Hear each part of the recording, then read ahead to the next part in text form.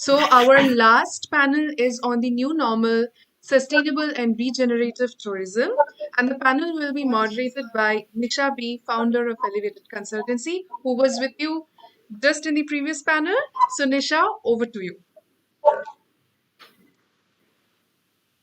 Apologies for the disturbances to all our viewers who are tuned in. We will begin again. So our last panel is on the new normal, sustainable and regenerative tourism. And the panel will be moderated by Nisha B, founder of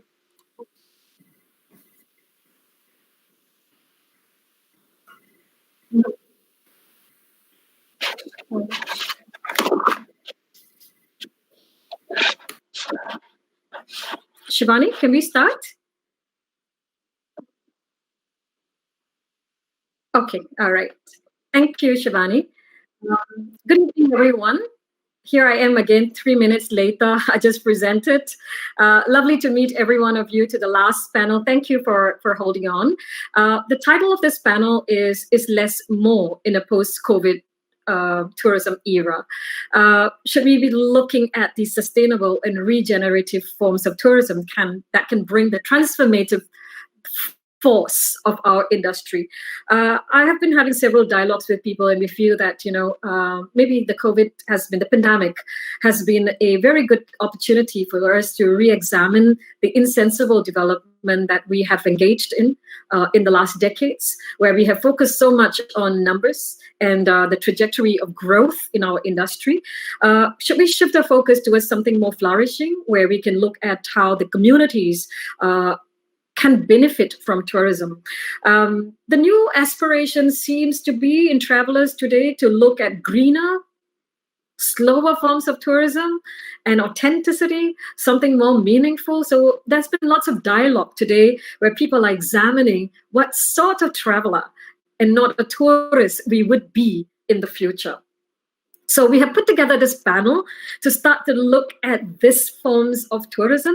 What is the transformative power of tourism in our industry? Should we move from sustainability to something called regenerative? What can we do as tourism stakeholders in our industry to bring about this transformative power of tourism to become better than what we were before the COVID? What sort of imprint are we going to have on our industries in the post-COVID era? So with me, I have 4 lovely ladies. It's always absolutely amazing to have ladies, and completely 4 ladies on a panel. I have with me Anna, Zeno, and the lovely Rashmi. And I'm going to give it up to them to introduce themselves, and also in the context of sustainability and where you and your organizations are positioned even before COVID. Over to you, Anna. Hi, hello, thank you, Nisha. My name is Anna Alaman. I am the founder of Open Eyes. I founded this company. We are a tour operator in responsible tourism since 2011.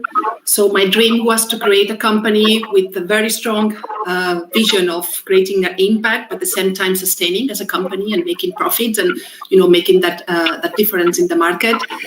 And of course, in these 10 years, I have seen a lot of difference of what sustainability means and what's meaning before and it means now.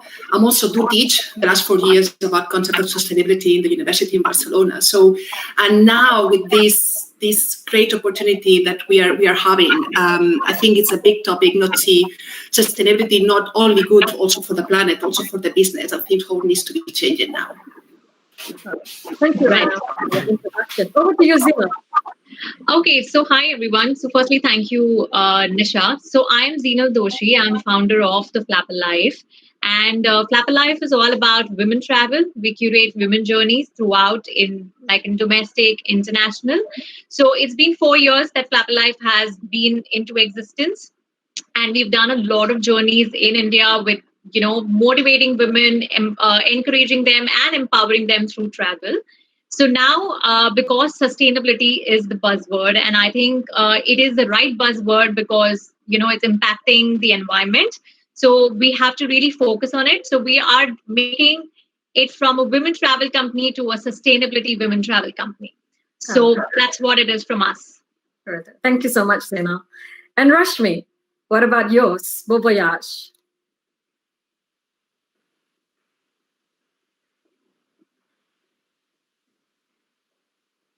Rashmi's camera is a bit frozen, is it?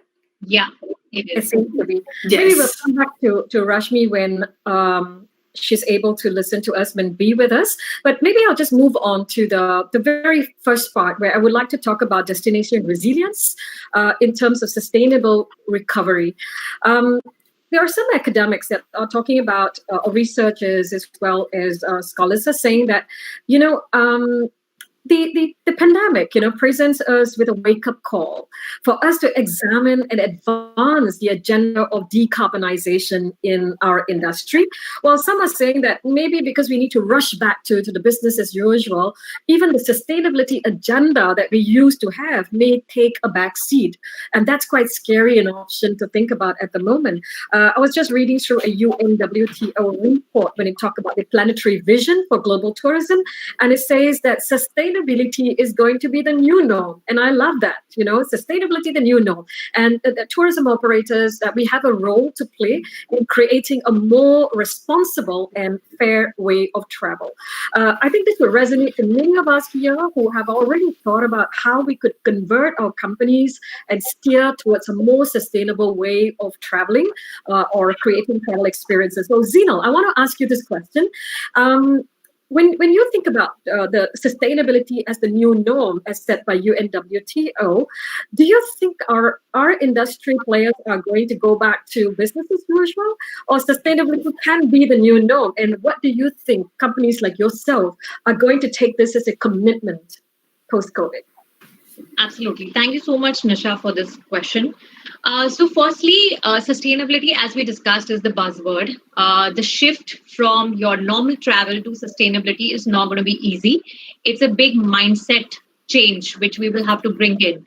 And I think for any change or bigger change like sustainability, the first most important thing is to create awareness and educating the customer, who are the end users, right? So answer to your question is that yes, we can move to the new normal, which is sustainability, but the travel operators, say like experiential travel operators, everybody plays one of the most important role of creating the awareness and creating and educating the customers. Now, the first most important thing is that the way we do it, simple things like imbibe sustainability policies into your journeys, the way you travel, creating simple things like go green, plastic usage, like do not do it, kind of stop, encourage your customers, give them awareness that why it is not important. And I think it is more about getting that big change in doing small activities, what we have been doing in tourism. So when a travel operator decides that this is not like a normal exercise, I have to take it as a responsibility to maybe give back to your own business. Like what Anna said, I think that shift we have to get. And I think it's not difficult if we decide to bring in that change. Right. So I've been reading some, research and so forth that we will see a trend happening, a dissonance among travelers at the moment who are kind of tired of a world that was dirty, congested. We couldn't breathe. Even view pollution was there, where we couldn't even see through the crowd and the congestion. And people are tired, where they want it to be safe and clean and now non-crowded.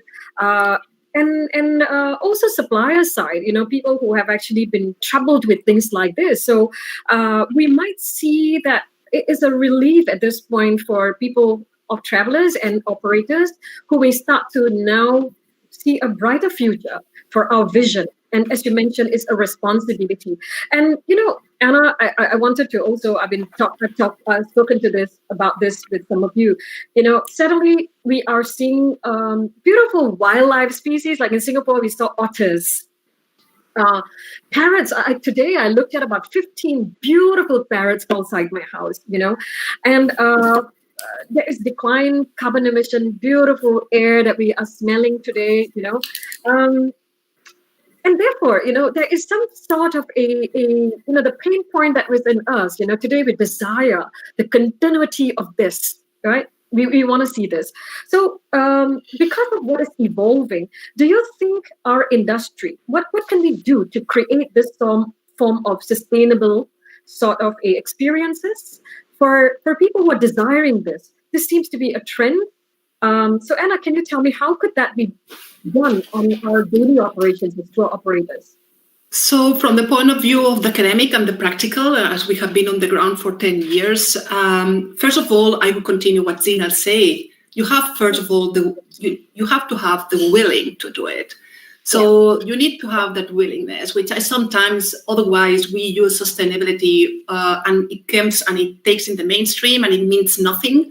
Yeah. Where you really want to have that impact and really create that business and move through sustainability, we really need to believe on it and to have the willingness to do it. I think that is the first step. Yeah. Second, there are frameworks. We have to have also a very holistic, really very holistic approach. I mean, only to go and try to reduce the plastic bottles of the traveler is not longer enough. It's not longer enough. We really need to see tourism as a very, very, very, very holistic approach and try to really have different frameworks and structures. And I always recommend to have an expertise next to you if you really want to jump into that space, because it will be faster impact and also returns, because customers, they want to have serious, travelers, they want to find a very serious companies who are doing a right job. They don't want greenwashing. That smells, that really smells now in the market. So they really want to find those right ones. And you need maybe a mentor who can help you to do that faster. Surely. Yeah. I think that's what I was trying to say earlier. It's time to do it properly, not a trial and error, hit and run kind of thing. A lot of people loosely use the word sustainability without really even understanding the true meaning of it. And you're right. Sometimes it's going back to coaches or to go back to consultants, to business advisors.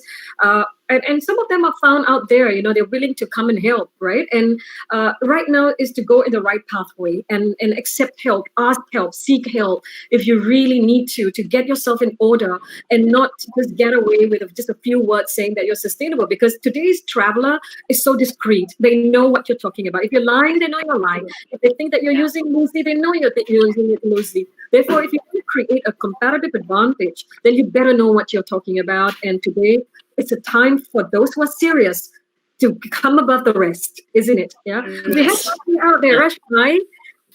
Yeah. Yeah, I'm sorry. There was I'm going to ask you a question, and since you're already here, and then introduce yourself in the context of my question, and please help me answer this. Earlier I was talking about in my talk about marketing, where we have to be a little bit more responsible in our marketing, but use empathetic marketing, responsible marketing. And I think social media or influencers or any form of marketing today can play a very important pivotal role in the way that we are going to create responsible awareness and sustainability as a form of travel in the future. Yeah. So how do you think each one of us can actually use social media or marketing to ensure that we could bring respect and awareness when we start traveling again, and bring in travelers a renewed sense of mindfulness, curiosity, and appreciation of local culture and nature as well. So over to you, Rashmi. Yeah, so thanks for asking this question. And sorry, actually, there was some network problem, so I missed out. This is actually before COVID, also influencers were playing very important role. But after this, like it's you can see a lot of organizations like even Indigo did influencer marketing campaign. Airbnb did with Masaba that you can take different homes and do that. So it's very important. And then how you're impacting teaching your followers to follow sustainability and doing those things. And unique way of selling stories works well than just a country. I work with a lot of boards for content or airlines. So we suggest them you're selling stories which people can relate to you and connect with your brand, and they can buy that. So I think for sustainability also, and after COVID tourism, it's very, very important. And right now, influencers playing very important role. They are taking a trip, like Madhya Pradesh tourism invited them, and they're just taking a trip, road trip, and they're covering it, showing people that how safe it is. And I'm interacting with local communities. I'm empowering them. So, and people like us, who are watching them, following them, they want to do the same thing. Yeah. So yes. So yeah, of course, and content creation works really in another level, but it should be informative yet emotional. Yeah, So that absolutely. people connect to it. Absolutely. Yeah, connection is very, very important, because with technology, price comparison, everything, mountains, beaches, you can find anywhere around the world, but Yeah. when you feel more connected to it, you want to travel there. So yeah. Absolutely, absolutely. I think that's a beautiful word that you talked about in terms of connectedness. I see this word coming up in blogs, to newsletters, to reports, to everywhere. Somehow the consumer have moved into a social connectedness, empathy. Even leaders in the world, if you look at Jacinta Ardern, to lots of leaders, they are using empathy in their address, in political speeches, and you are noticing human stories are coming up as well. And I'll talk about that in just a bit with you. So great. I think as all of us were listening to it, I think we need to bring a human dimension to our marketing, Yes. isn't it? Even when we use social media or Yeah. yeah. Yeah. So Yeah, and in this COVID time, people want to feel more safer and secured. When somebody is showing that we'll take care of you, and you connecting in different ways. Like as a travel startup, as who we are, I want to I want to be very sure with my vendors, like women companies. I'm working with that. We gonna provide you business at this level, and then whosoever is traveling, they have to take care of the traveler, like traveling to a safe places, staying in a safe hotel. And yeah, so those countries or cities, because we are promoting more of our local tourism, like domestic tourism is picking up in India. Vocal for local is going around. In a lot of other countries, people are just traveling to neighboring countries. So I think showing that we concern about you, we will take care of you. That's what, and in different ways, of course. Yeah, showing properties that it's safe. You're going in a car that is safe. Take more road trips. Of course, if not now. Safety is our new amenity wherever we travel, and trust is our new currency. Yeah. So If not now, of course. I'll come back to you and follow up on something very important that you just said earlier. But I want to go on to something a little bit more interesting that is trending at the moment, is that some people are feeling that sustainability is not enough for our planet and people. And the new frontier seems to be regenerative tourism. That means the place have to be better than when we entered.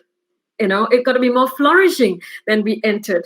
So it's very interesting, because today the places are better than what it used to be. And when we travel again, how do we ensure that we don't damage it?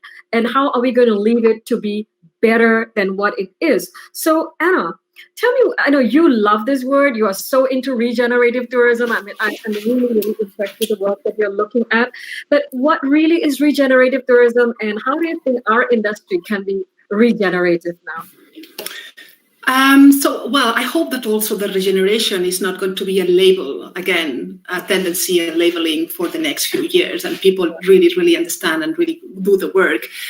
I give you my personal history. Like a year and a half ago, I really felt really exhausted with the company, like trying to address all the impact that human beings they were doing in the destination, which is gender, animal rights, child, plastic, climate change, anything. So I felt that exhaustion. I mean, it's impossible to be putting that all the time on any human being impact.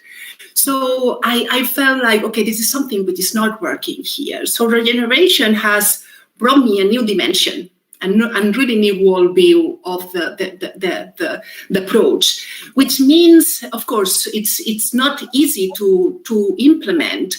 I can say that this is a new hard drive. It's an update of sustainability. Yeah, when you have a hard drive, you need to update it. So I believe that sustainability needs to be updated.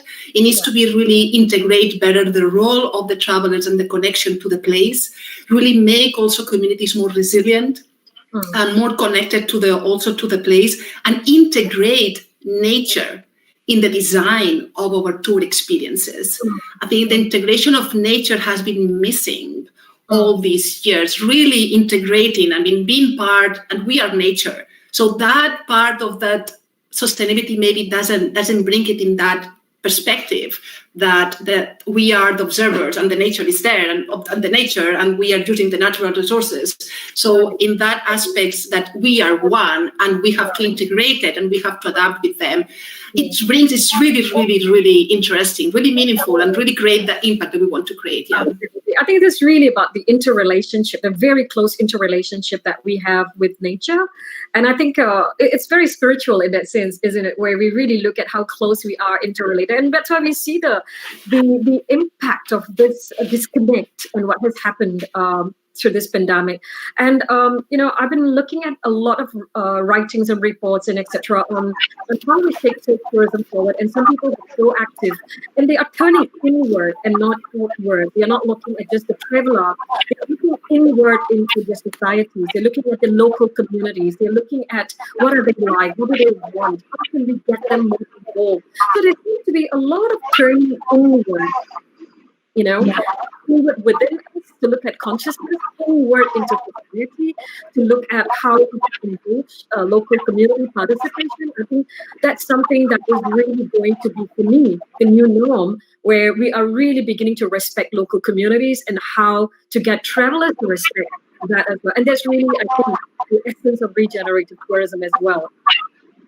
Yeah, and other thing, direct this at Zeno, because I know you're also looking at this. I have also been reading about, and I've seen that in myself and my fellow travelers, that people are looking for more meaningful, authentic, as well as what we call as slow tourism. Right. We want to move towards high value experiences but low impact. Absolutely. And also, how do you think we could move away from this high volume-based mindset to high value-based tourism? All the way we mentioned about volume mindset, but how do we turn that around to something that looks at high value mindset? Right. So, Nisha, as what you just said, that the traveler mindset has changed. They want to really do different things, connect with local communities. I think as travel operators, it is very, very important to get that holistic experience to the traveler. So when I say holistic experience, it's not about just going and tick marking the bucket list and doing all the places. It is about involving the local community in your travel setup. So it could be the culture, it could be your art, it could be history. It is about actually knowing that how the local community is living. And that genuinely inspires a lot of people. Like if I have to ask you that what is the best travel memory do you have?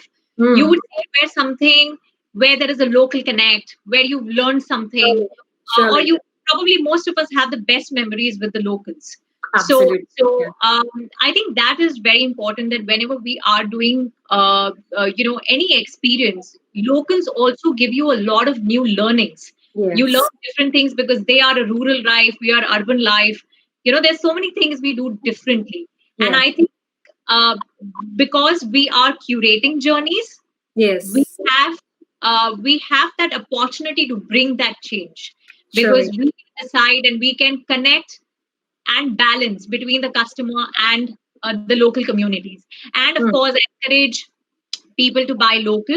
That's very, very important, because that would support them financially also. So that's how we can bring in the change. Right. It's an interesting word that you use, in terms of curate experiences, and along with the word curation, we also tag storytelling.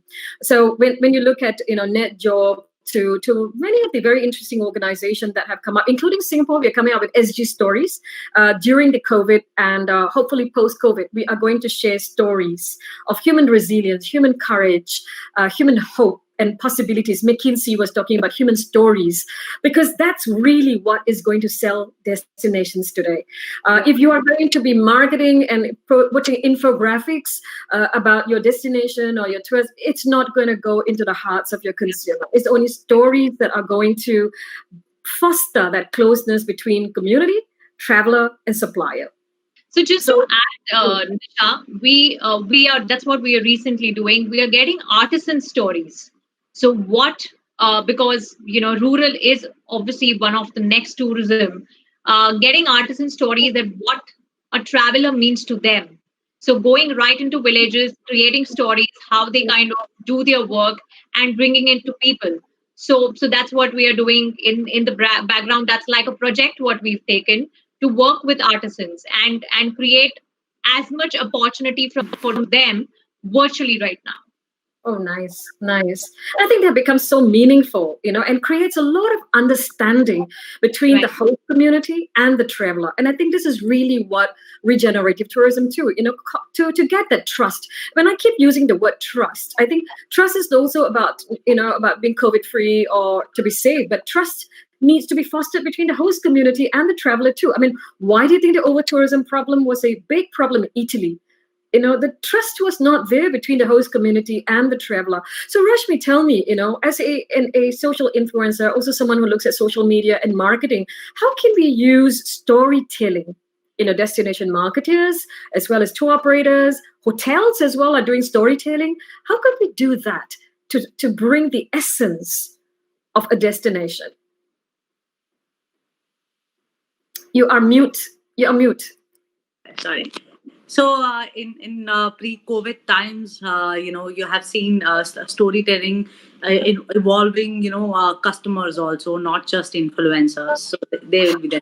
But right now, what happened? We don't have any customers. So we have to create that story so that we can make these customers comfortable to travel to those destinations. So I think again I mentioned that stories which connect with local unique offerings, and then of course the destination talking to with their videos, with their content to these future planners. So like Switzerland did,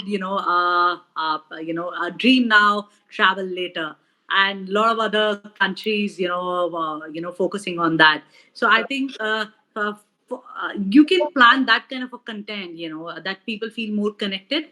When things are normal, they'll feel more fine. They can travel to those destinations, and of course, in this, like a lot of companies, even we play very important part in that. Working with tourism boards, airlines, telling how to tell them that it's safer. Like one of the European airlines, we were doing, that you can present how you're taking care of your customer inside, even your air hostesses, your pilot, so that people feel more comfortable booking with you. Right now, we are just not using platforms to book our travel tickets, but we have to do multiple things, to feel more secure to travel somewhere. If you are not taking a road trip, even in road trip, people are searching about local dhabas and restaurants, like on the way they want to grab food. So and which hotel they're gonna they'll be staying. There's no like COVID cases around that or on that property. So that whole connection is there. If we are talking about one hotel property, hotel chains, airlines, tourism board, they can play all different roles to doing that. And with tourism board, we say they play a very very different and bigger role. What, like for example, in India there was a different perception. That's why Voyage came in. Women don't feel safer to travel in India, and that's why we came in, working with different women companies and women guides, women drivers, to make them feel safer. But right now in COVID also, we can change that perspective, using our stories, and going ahead. And of course, audience engagement, that people feel that okay, I can relate to it, and they comment, and that's how it goes viral and people wants to go there. I think that's a very interesting word that you say, that the relatability. is very important. It's not just about designing any story. So it's very interesting. People always ask me, Isha, how do I tell a story? But what really, when we think about our grandmothers or mothers and how they bonded with us to telling our story, and we get hooked on to that. And I think, that's nice if we tell stories at home. But I think when we do destination marketing and how we do storytelling, it's got to do with professionalism. It's got to have a finesse to it. And there is a style of storytelling. There is a sequence to do the storytelling. And it's not randomly just telling any story without looking at the learning of why we are telling this and how we tell it. I mean, personally, I am on an 18-month course on how to tell stories. So in this, transfer this knowledge. I have one example. So what happened, like when you're traveling, exploring with local community, you don't need a consent. In a lot of countries, they did that. They just walk in. Of course, you need a good cameraman. Like if it's a smaller company, I'm just giving them tips. Get good product, like a camera guy who can record these videos. You are interacting with those local community, how they are working, right? And that's how, that emotions doesn't need concept or research. You have to capture it in a right way and show it in a right way. But yes, on a bigger level, if you want to run a series of stories, creating whole impact about a country, like Croatia did it after known in a soccer World Cup, and now they're marketing in another way. So I really like that. So and they're playing a series of storytelling, connecting with the audience. Sure. But I'm also more concerned about, because we are really talking about sustainability and regenerative tourism. The way we script our story is very important. And therefore, I don't think it should be done randomly, callously, or irresponsibly. So how you write it, I think, as what Anna said, get somebody who knows how to be conceptualize storytelling. Like I said, I take it seriously. I take 18 months of a course on how to really write scripts and how to write stories for our tourism industry, because I am a firm believer that you do it properly, you do it professionally, and you don't do it randomly like what our grandmothers would have, but put emotions, put drama, whatever you have to bring the message to your audience, which is really, really important. But conscientiously and consciously doing it is so important. Also, I think, Rashmi, you brought a very critical point about the image of women and safe travel. Yeah. And also the latest UNWTO report says that women have been more impacted than men during the COVID era. When we look at sustainability-wise, more women have borne the brunt of the COVID, and especially in the tourism industry, because women are doing the lower end jobs. Although we are majority in the tourism and hospitality industry is driven by women, but in the lower end, we're also taking small, medium entrepreneurs, entrepreneurship. Also, because of school closure and all that, they have to stay at home. So many, many factors. No? I can't detail out the factors here, but there's the consciousness that the COVID has given a time to start focusing on the sustainability of women in our industry, and also to push the agenda forward. Anyway, UN's SDG goals is also the development and empowerment of women. What do you ladies think? Because I know that each and every of your organization, whether it's Open Eyes, Flap Alive, and Beau Voyage, has got focus on the elevation of women and the empowerment of women. So just one quick minute on your thoughts on this, ladies. Anna? So, right, yes, this is true. And I think it's a sad part, that woman has been, we have been in many communities, we have been working in women in tourism. It has been our focus the last 5 years. And yes, woman has definitely put a step back during even 3 months of COVID. Yeah. So their priorities, women priorities, has been non-priorities anymore in the family. So, and those dreams that women had, and I have been working really hard the last years to get that independency, that work, that training. So it's been as a second side. Yeah. I think definitely it needs to be come back in any company, and we really need to make that sensibilization in the market. I'm very passionate and I really believe that we really need to sensitize the market to really bring that topic again and again and again.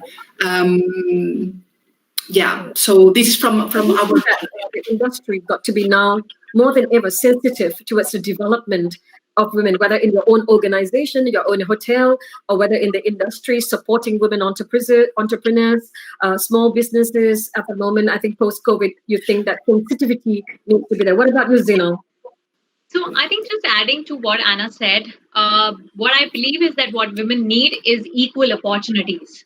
So they need an equal platform. So if you know that obviously men and women both have its own respective strengths and weaknesses, right? But we have to, I think, the overall world, whatever industry it could be, and specifically tourism, we have to leverage the strengths of women. I think that is very important. And when it comes to weaknesses, we have to upskill that. So when it comes to skilling, I think women are really lacking, and that's where it needs extra support. So the way I look at it is about giving equal opportunities and upskilling from where they are. Okay, good. Thank you very much for that. And Rashmi, what are your thoughts? Yeah, so of course, we all are working for women empowerment. For me, like first thought was behind Voyage and whatever I want to do, that uh, tourism needs best hospitality and women are best in that. It's just that we have to upskill what Zinal mentioned, I find out like women everywhere, they are extraordinary. It's just that we need to give them right platform. Sure. Right. So yeah, so it's that's what that thought behind women empowerment, women travel and everywhere.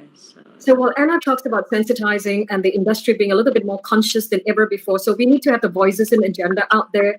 Zeno talks about reskilling and upgrading and opportunities to be given for the upgrade and skilling of women, in terms even of entrepreneurs, to have the professionalism and skills. And Rashmi, you talk about the platform where I think collectively, women can collaborate, come together, partnership, raise information and news and voices about the fact of the empowerment and development of women. So, and I think it's time to even share with the audience over here that are four of us, because we see there's a passion and the need at this moment for Asian women to come together. We have started an initiative called She in Tourism. And the passion of all of us is really to elevate the status and trajectory of women in Asia and to give a voice and skilling and, whatever ways that we could do. And watch this space in just 2 weeks or in 10 days, 27th of September, we will be launching the initiative for women, by women, and the helping our industry collectively as a whole empower the status of all in our industry. And hopefully we push the agenda of sustainability in Asia, especially forward. I think we are lagging behind, but we will move forward. And COVID, I think, is an absolute wonderful moment in time that it has even brought the four of us together, that we have decided to push the agenda of sustainability and in women together. And if not for COVID, I don't think this would have been possible. So thank you very much for ladies, that we are pushing conversations forward. And hopefully this forum today is also pushing the conversation on sustainability and regenerative tourism forward. I thank you all for your absolutely amazing insights and the passion in each one and every one of you in the work that you do. And I wish you all good luck. Thank you so much. Shivani, over to you. If there are any questions from the audience, we are quite happy to answer.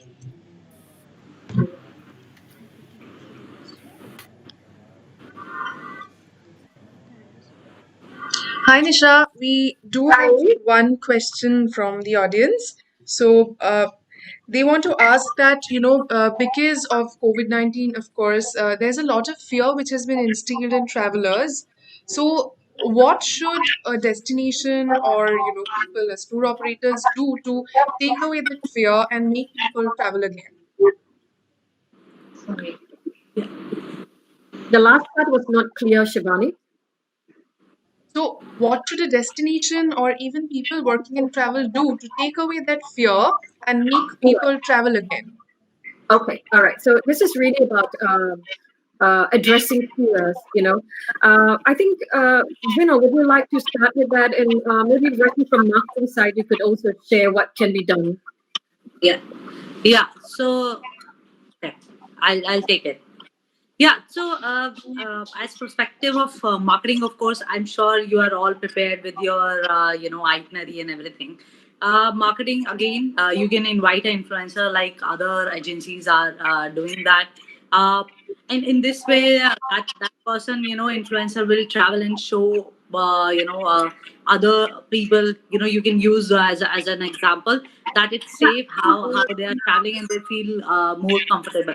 And if not now, right now they are not booking with you, to be stay in a business. I know that cash flow, everyone needs it. They can plan later, but then again you have to stay connected with your customers.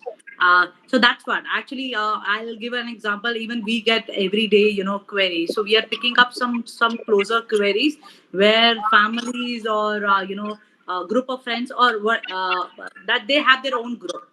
They want to travel to different places and they want to book a villa in Goa. We did that booking.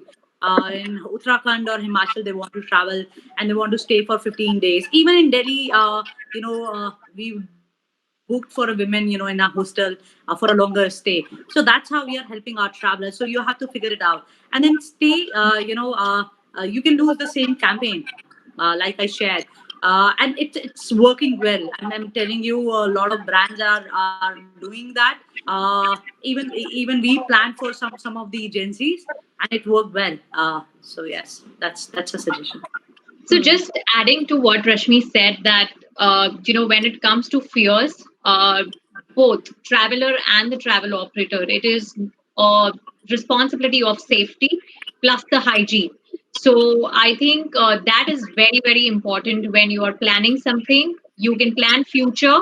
You can decide. That's what we all are doing. We are doing these small journey curation for people who are wanting to take that risk. But of course, hygiene remains as the first most important piece. So plan for next year, go ahead with that, but also be prepared that it might get cancelled. So you should have the second option too for it. Yeah. I agree with that here. Yeah. I think, as I had also mentioned in the previous talk, fear is something that is psychological. It's just not about you marketing, but going into the psychology of a consumer and looking at it from their point of view. What is going to create that assurance, the trust? There must be consistency, not when the market picks up and you start to do aggressive marketing. It is something that you do from now, from the way that you post information, the way that you share what you are doing, the way that you focus on your people. Whether it's local community or your hotel, and what are you doing over there? I think the constant communication today, I think the very important key word is communication. If you are lost and you're in the background, waiting for a time to come, and then you start doing aggressive marketing, consumers are not stupid. All right. We want connection. We want the ability to relate. We want an organization that empathizes towards us and not force us to travel when we are not ready. So a lot of sensitivity today is so critical. And that's what we also see in the world leaders and the way that they're communicating to the larger public. Any leader that is sensitive, is empathetic, putting themselves in the shoes of the people, are the ones who tend to be doing really well and relating to that. Any final words, Anna, you want to add to this? Well, I think that the book now, Travel Later, is something that we are also working on that, and it's working well. I mean, also the honesty. I mean, I don't think that we know where it's going, all this. There is a point when you have to be, I don't know when the borders will be reopened in India. I don't know when we can travel again in India. I don't know, but I'm taking all the measurements right now, and if it has to be cancelled, we will move it. We are going to fix the price. You don't have to, worried about this. And I think that taking every request as a single thing, I think we are, all the world is going in the same stage. We have to accept it. I think it's more about transparency also. So as communication is important, being as transparent with your travelers, it's equally important, because it's just about keeping them in loop and being honest about it. So I think that is very very important. Yeah, that's right. Thank you so much, ladies. Shivani, is there any other questions that we could address? I think somebody had a question on storytelling. I think that's a longer conversation. You could check us out on our LinkedIn. You can write to us on LinkedIn. That's Nisha, for me, at Nisha ABM. I'm there on LinkedIn. Or the company, you could email to us. And I'm happy to share any of the information that all of us here in our respective companies, we could give our point of view.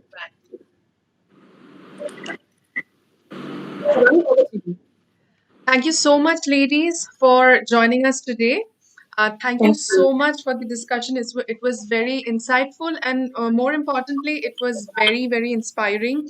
I am very sure that our viewers have gained a lot of knowledge from this, and we hope that we meet again at a better time, under better circumstances, where we are traveling without fear again, meeting each other, and continuing on with our lives like we were during pre-COVID times. Thank you so much. Certainly. I can't wait to come back to India and see all of you, especially you. And the ladies out there, it's time that we meet again, and surely we will. Yes, we will. We will. Thank you so and much. Stay hopeful. Signing off from Reconnect Conference. Thank you so much, ladies. Yeah, thank you so much. Thank you. Bye.